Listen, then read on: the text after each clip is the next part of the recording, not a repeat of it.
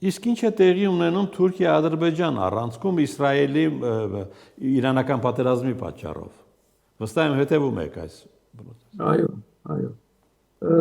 Դե տեսեք, Թուրքիայի դիրքորոշումը այս պատերազմի նկատմամբ հետաքրքիր է ուսումնասիրել։ Ինչու՞։ Առաջինը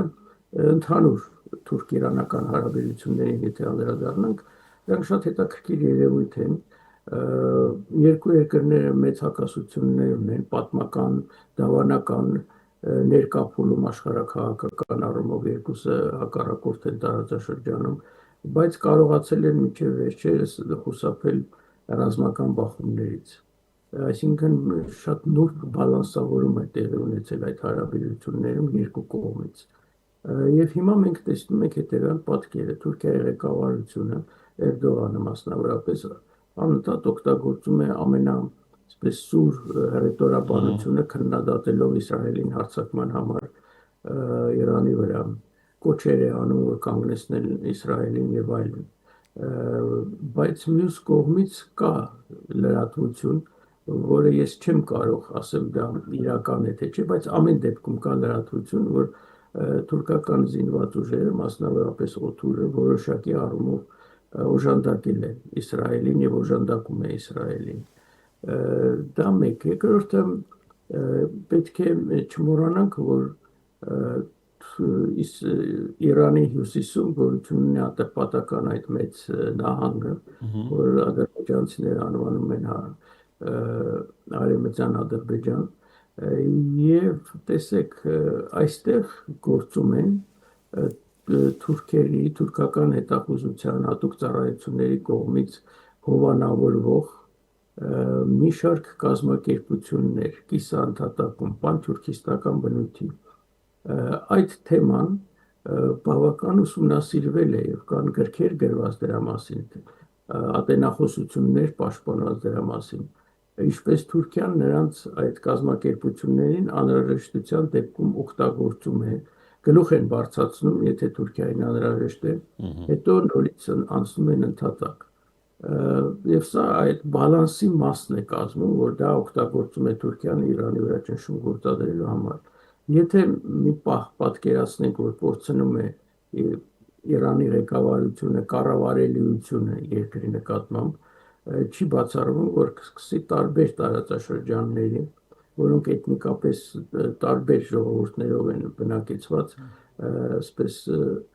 ձգտումը իրականանալ դուրս գալու Իրանի կազմից։ Մասնավորապես երեք արդեն քրդերի ներկայացուցիչը հայտարարեց, որ Իրանի քրդերը, խոսքը գնում է Իրանի քրդերի մասին, ձգտում են ինքնուրույնության դուրս գալ Իրանի կազմից։ Ես չեմ բացառում, որ եթե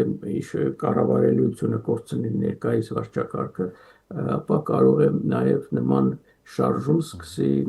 ատրպատականում, իհարկե թուրքական անմիջական ղեկավարության ներքո, թե ինչ կլինի դրանից հետո դա դժվար է կանխատեսել։ Ադրբեջանը իհարկե շատ ավելի քիչ հնարավորություններ ունի ներգրավելու իրանական գործերում, նա ավելի, ինչպես գիտենք, հանդես է գալիս որպես Իսրայելի դաշնակից եւ ըստ էության հավանական է օգտագործվում է տարածքը Ադրբեջանի Իսրայելի կողմից հարձակումների համար։ Մյուս կողմից Ադրբեջանը խնդրում է Իսրայելին չռմբակոծել այն տարածքները, որտեղ ադրբեջանցիներ, իրանցի ադրբեջանցիներ են ապրում։ Այո, բայց իրականության մեջ տեղի ունենում ճիշտ հակառակը։ Իսրայելը խփում է այդ քաղաքները։ Խփում է ռազմական նշանակության կառույցներին եւ ես կարծում եմ, որ Իսրայելը նույնպես հաշվի է առնում այդտեղ թուրքական կազմակերպությունների գոյությունը եւ հիմա դժվար է, այսպես ասած, հասկանալ Իսրայելը կողմ կլինի, որ այդտեղ սկսի անջատողական շարժում Իրանից, թե կողմ չի լինի։ Ես կարծում եմ, որ եթե մի քիչ ավելի ընդհանուր այս խնդրին վերամոտենանք, ես կարծում եմ, որ մեծ տերությունները, առաջին հերթին Ամերիկայի Միացյալ Նահանգները, նաև մի շարք այլ մեծ տերություններ, նրանք շահագրգռված չեն, որ սկսի Իրանի տրոհման այսպես գործընթացը, միասնական պետություն կփորձեն պահել, բայց եթե ներկայիս իշխանությունները չկարողանան պահել երկրի կառավարելիությունը, ինչպես դա պետք է ապահովի, սա էլ մեծ խնդիր է, սա էլ շատ մեծ խնդիր է։ Ռեզա Փահլևին վերջին շահի զավակը որդին վերջը շատ ակտիվացել է, իսկ նրա վերջի հայտարարությունը տարբերվում էր նրա նախորդ հայտարարություններից, որտեղ ինքը հայտարարեց, որ ունի հատուկ սպես նախապատրաստված ծրագիր, ինչպես ինքը պետք է իրեն հավատարիմ ուժերի միջոցով իրականացնի Իրանի անցումային շրջանը 100 օրվա ընթացքում ներկայիս վարչակարգից նոր վարչակարգի, բայց պետք է նաև մենք շատ լավ հասկանում ենք դա եւ հաշվի առնենք, որ նա չունի հնարավորություն լրջորեն ներազդելու Իրանի բնակչության վրա, որտեղ չունի այդ հեղինակությունը։ Այնպես որ շատ բարդ է իրադրությունը, զարգացման սպես տարբերակները դեռևս պարզ չի, որն է ավելի հավանական։ Չի բացառվում, որ Իրանի ներկայիս իշխանությունները կկարողանան պահել կառավարելիությունը երկրի եւ կկարողանան այդ իրադրությունը, այսպես ասած, իհարկե մեծ կորուստներով, բայց դուրս գալ այդ իրադրությունից։ Իհարկե շատ բան կախված է Ամերիկայի Միացյալ Նահանգներից։ Եթե ամերիկացիները չմիջամտեն, ես կարծում եմ ավելի հավանական կլինի այդ տարբերակը։ Եթե ամերիկացիները միջամտեն, իսկ կարծես թե ինֆորմացիա է գալիս Վաշինգտոնից, որ Թրամփը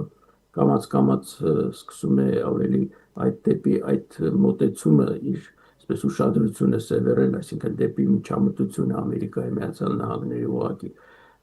կարող է երկիրը շատ ծանր վիճակում հայտնվել։ Հետաքրքիր է նաև, թե ինչը ստիպեց Ադրբեջանի արտգործնախարարին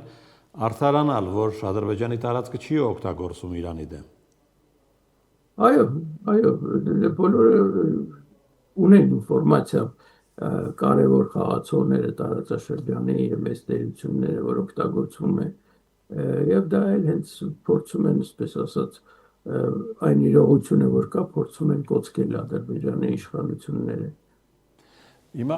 հետաքրքիր շրջան է, չէ՞, Հայաստանի վարչապետը մեկնում է Թուրքիա։ Մեկ օրից։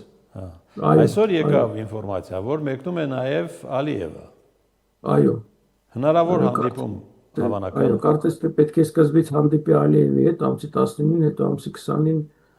Էրդողանի հետ, նկատի ունեմ Փաշինյանի հետ։ Հանդիպում հնարավոր համարում եք այսպիսի ձևաչափ։ Սակայն ես չլսեցի ձեր հարցը կտրվեց։ Ալիև Փաշինյան հանդիպում Թուրքիայում հնարավոր համարում եք։ Գիտեք, ես դա շատ հնարավոր համարում եմ, բայց շանսերը քիչ են կարծես թե։ Ես կարծում եմ, որ դեռևս այս փուլում կլինի առանձին հանդիպումներ երկուսի հետ, այսինքն Էրդողանի կողմից երկու երկրների ղեկավարների հետ, գուցե հետագայում նախապատրաստվի երակողմ հանդիպումը եւ Թուրքիան հանդես գա որպես նախաձեռնող կազմակերպիչ, կարող է դա լինի եւ Թուրքիան իհարկե կձգտի դրան, որովհետեւ մենք տեսնում ենք, որ Թուրքիան Էրդողանի ղեկավարման այս վերջին շրջանում ամենտեղ որտեղ հնարավոր է փորձում է հանդես գալ որպես միջնորդ։ Դա ինչի է արվում, որ դա արվում է, որ Թուրքիայի հեղինակությունը բարձրացնեն աշխարհում։ Եվ ես չեմ բացառում, որ նաև հարավային Կովկասում Թուրքիան կփորձի նման մոտեցում ձևավորել, ձևակերպել, բայց դա միանգամից չեմ կարծում, որ միանգամից տեղի ունենա, որտեղ կողմերը եւ Հայաստանն եւ Ադրբեջանը իրենց պահանջները կդնեն։ Դրա համար Էրդողանի համար կարևոր կլինի առանձին լսել այդ մոտեցումները երկու երկրների նոր հետո արդեն փորձել երակողմ հանդիպում կազմակերպել։